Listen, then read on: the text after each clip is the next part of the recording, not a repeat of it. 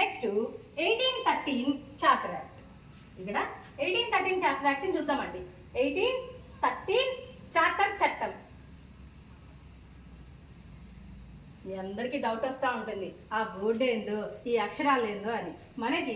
నాకు ఏ 10th class చూసినా, intermediate చూసినా, డిగ్రీ చూసినా, పీజీ చూసినా 60% 70% కంటే ఒక్క దాంట్లో కూడా అంతకంటే ఎక్కువ రాలేదు.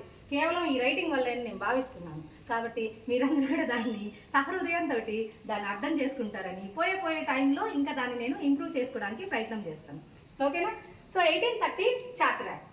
ఈ చార్టర్ చట్టం ద్వారా ఏ విషయాలు మనకి వచ్చాయంటే, నెంబర్ 1, ఫస్ట్ మనం 1773 అంటే ఎప్పుడైతే ఈస్ట్ ఇండియా కంపెనీ భారతదేశానికి వచ్చిందో అప్పుడు వాళ్ళు ఏం చెప్పి వస్తారు, మేము ఒక్కలమే ఇక్కడ వ్యాపారం చేసుకోవాలి, అక్కడి నుంచి మరొకరు అనేది రాకూడదు అని చెప్పి ఇక ఎలిజబెత్కి చాలా మూట చెల్లిస్తామని చెప్పి చెప్పుకొని వాళ్ళు వస్తారు కదా.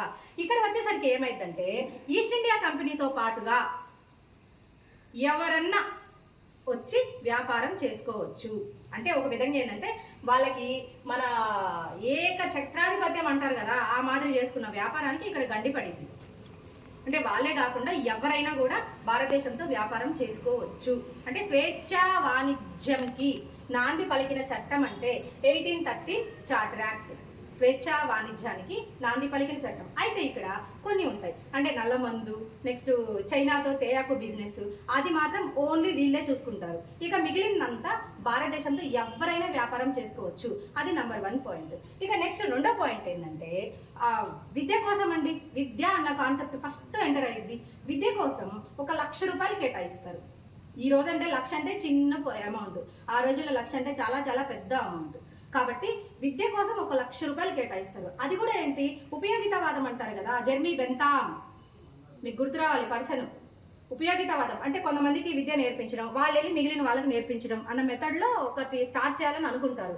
బట్ ఇక్కడ ఏంటంటే, ఇక్కడ ఇచ్చిన విషయం ఏంటంటే, ఈ డబ్బుల్ని వేద విద్యకు ఖర్చు పెట్టాలా, పాశ్చాత్య విద్యకు ఖర్చు పెట్టాలా, దాని మీద ఆలోచించడానికి మనోళ్ళకి 20 ఏళ్ళు పట్టింది. అంటే 1,00,000 అయితే కేటాయిస్తారు బడ్జెట్లో, బట్ దాన్ని ఎప్పుడు దేని మీద ఖర్చు పెట్టాలని ఆలోచించడానికి 20 సంవత్సరాలు పట్టింది. కాబట్టి ఇది అనేది అమలు అనేది అవ్వదు.